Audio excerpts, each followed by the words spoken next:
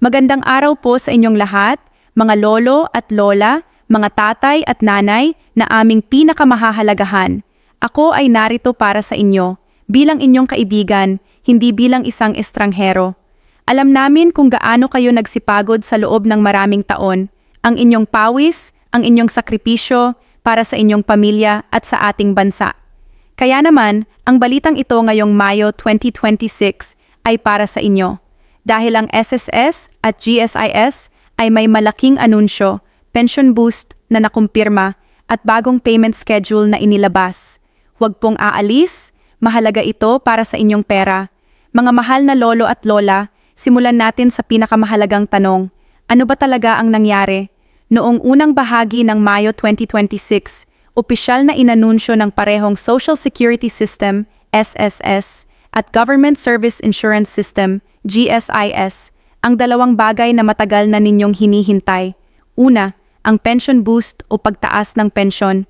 Pangalawa, ang bagong payment schedule para sa buwan ng Mayo hanggang Hunyo 2026. Pag-usapan natin ang bawat isa ng masinsinan. SSS, ang pension boost. Para sa mga miyembro ng SSS, ang pagtaas ng pensyon ay resulta ng patuloy na pagtataguyod ng ating mga senior citizens at ng batas na nagpoprotekta sa kanila. Ayon sa pinakabagong datos mula Marso hanggang Mayo 2026, ang mga SSS pensyonero ay makatatanggap ng Additional Cost of Living Adjustment, COLA, na naka-integrate na sa kanilang buwanang pensyon. Ang adjustment na ito ay hindi pantay-pantay para sa lahat. Ang halaga ay nakabatay sa tatlong salik. Ang inyong Average Monthly Salary Credit, AMSC. Ito ang average ng inyong monthly contributions sa buong karera ninyo. Ang bilang ng inyong credited years of service. Ang inyong credited contributions kung ilang taon kayo nagbayad sa SSS. Mahalaga, para makuha ang pension boost na ito, ang bawat pensyonero ay dapat na kumpleto ang ACOP, ang Annual Confirmation of Pensioners. Kung hindi pa ninyo nagagawa ito para sa taong 2026, huwag mag-alala. Ipapaliwanag namin ito mamaya sa warning section. GSIS, ang pension boost. Para naman sa mga miyembro ng GSIS, ang mga dating government employees, guro, sundalo, pulis, at iba pang lingkod bayan, ang pension boost ay may kasamang espesyal na anunsyo. Ang GSIS ay nagkumpirma ng General Pension Increase na epektibo simula Mayo 2026. Ang pagtaas na ito ay bahagi ng pangako ng gobyerno sa ilalim ng Republic Act 8291, ang GSIS Act of 1997, na nagsasabing ang pensyon ay dapat na regular na i-adjust batay sa economic conditions ng bansa. Bukod dito, ang mga GSIS pensyonero na may aktibong policy loan, emergency loan, or educational loan ay dapat na maingat na suriin ang kanilang net pension dahil maaaring may benefit offset o tinatawag ding clawback ang kanilang matatanggap. Ang clawback ay ang automatikong pagbabawas ng inyong pensyon para mabayaran ang inyong utang sa GSIS. Hindi ito parusa, ito ay sistema ng pagbabayad na itinakda ng batas. Bagong payment schedule, Mayo, Hunyo 2026. Narito ang isa sa pinakamahahalagang bahagi ng anunsyo, ang staggered release schedule para sa Mayo at Hunyo 2026. Para sa SSS pensyonero, ang pagpapalabas ng pensyon ay nakabatay sa huling digit ng inyong SSS number, digit 1 per 2, unang linggo ng buwan, digit 3 per 4, ikalawang linggo ng buwan, digit 5 per 6, ikatlong linggo ng buwan, digit 7 per 8, ikaapat na linggo ng buwan, digit 9 to 0, huling araw ng buwan o simula ng susunod na buwan. Para sa GSIS pensyonero, ang pensyon ay inilalabas batay sa huling dalawang digit ng inyong GSIS PP, policy number, at ang schedule ay naka-coordinate sa ATM release ng Land Bank, DBP, at iba pang accredited banks. Paalala, kung ang inyong scheduled date ay nahulog sa isang holiday o weekend, ang pensyon ay ilalabas sa susunod na banking day. Huwag magagahan, siguradong darating ang pera ninyo. Mga kaibigan, ngayon ay pag-usapan natin ang mga tunay na halimbawa para mas maunawaan ninyo kung magkano ang maaari ninyong matanggap. Scenario 1, si Lola Nena, SSS pensyonero. Si Lola Nena, 68 taong gulang, ay dating factory worker sa Maynila.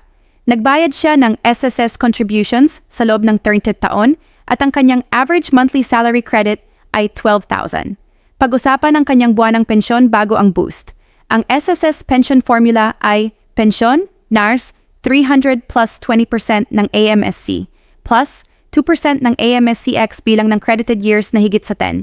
Para kay Lola Nena, base amount, 320% ng 12,000, R 2400 2% ng 12,000 x 20 na karagdagang taon, R 800 kabuang pensyon, bago boost, 7,500 buwan. Pagkatapos ng pension boost, may COLA adjustment. Kung ang COLA adjustment ay approximately 1,000 para sa kanyang bracket, ang kanyang bagong pensyon ay magiging bagong pensyon, paid 500 buwan. Sa isang taon, ito ay 12,000 na karagdagang kita para kay Lola Nena, pera na maaaring gamitin para sa gamot, pagkain, at pangangailangan ng pamilya. Scenario 2, si Tatay Earning, GSIS pensyonero na may loan. Si Tatay Earning, 72 taong gulang, ay dating public school teacher sa Cebu. Nagtrabaho siya sa gobyerno sa loob ng 35 taon. Ang kanyang basic monthly pension mula GSIS ay 18,000 bawat buwan. Ngunit si Tatay Earning ay may natitirang GSIS policy loan na 60,000 na binabayaran ng 22,000 bawat buwan sa pamamagitan ng clawback o benefit offset. Kalkulasyon ng kanyang net pension, gross pension, 18,000 less, clawback, loan deduction, to 2,000 net pension na matatanggap, 16,000 buwan. Ngayon, pagkatapos ng pension boost, halimbawa ay tumaas ng 2,500 ang kanyang pensyon, bagong gross pension, 20,500 less, clawback, 2,000 bagong net pension, 18,500 buwan. Aral, kahit may loan si Tatay Earning, mas malaki pa rin ang kanyang matatanggap dahil sa pension boost. Huwag matakot sa clawback, ito ay tumutulong sa inyo na mabayaran ng utang nang wala kayong additional na abala. Scenario 3, si Lolo Carding, naghihintay ng staggered release. Si Lolo Carding, 70 taong gulang, ay SSS pensyonero. Ang kanyang SSS number ay nagtatapos sa digit na 7. Ayon sa bagong staggered release schedule para sa Mayo 2026, ang kanyang pensyon ay ilalabas sa ika-4 na linggo ng Mayo, humigit kumulang sa paligid ng Mayo 22 ta 24, 2026. Si Lolo Carding ay nag-alala nang hindi agad lumabas ang pera sa unang araw ng Mayo. Pero alam na natin ngayon, normal iyon. Hindi dapat pumunta sa bangko araw-araw. Tingnan lang ang schedule at hintayin ang tamang petsa.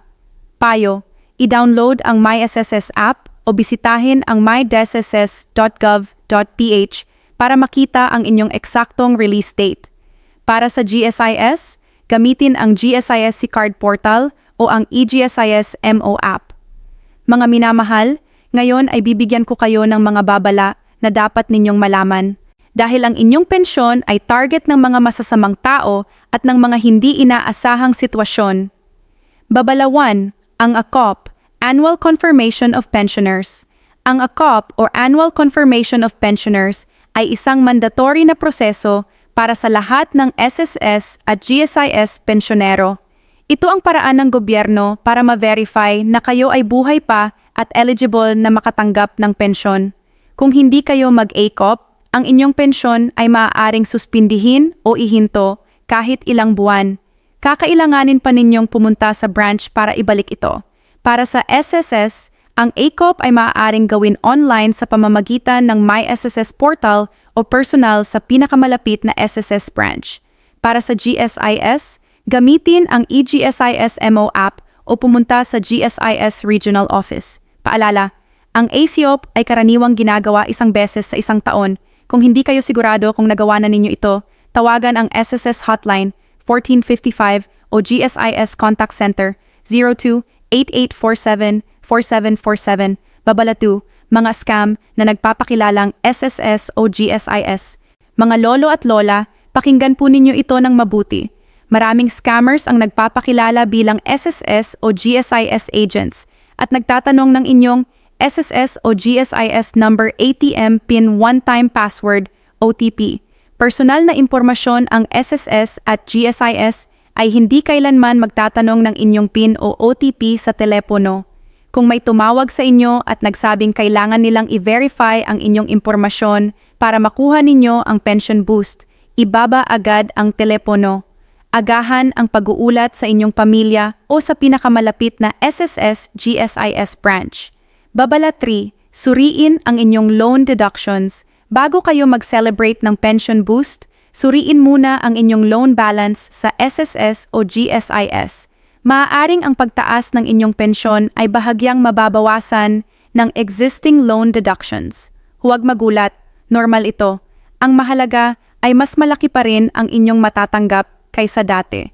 Mga kaibigan, ibabahagi ko sa inyo ang mga praktikal na paraan para mapadali ang inyong buhay bilang pensyonero sa digital age. Digital tools na dapat gamitin para sa SSS My SSS app, available sa Google Play at App Store. Dito makikita ninyo ang inyong pension amount, release date, loan balance, at contribution history. mydSSS.gov.ph para sa mga may access sa computer o tablet. Para sa GSIS, eGSISMO app para sa mga GSIS pensyonero. Dito makikita ninyo ang inyong pension details, loan status, at ACOP schedule. GSIS card portal para sa full account management. Tips para sa branch visit. Kung hindi kayo komportable sa online, walang problema. Personal na pagpunta sa branch ay katanggap-tanggap. Ngunit para makatipid ng oras at lakas, sundin ang mga ito. Pumunta bago mag-8 ng umaga, mas maaga kayong maproseso bago pa maging mahabang pila. Huwag pumunta tuwing Lunes, ito ang pinaka-busy na araw sa lahat ng SSS at GSIS branches. Gamitin ang Senior Citizen Priority Lane, ito ay inyong karapatan sa ilalim ng Republic Act 9994, ang Expanded Senior Citizens Act. Magdala ng mga kinakailangang dokumento, valid ID, passbook o ATM card, at kung kailangan, inyong pension voucher o claim stub. Magdala ng kasama, isang miyembro ng pamilya o mapagkakatiwalaang kapitbahay para tulungan kayo kung kailangan.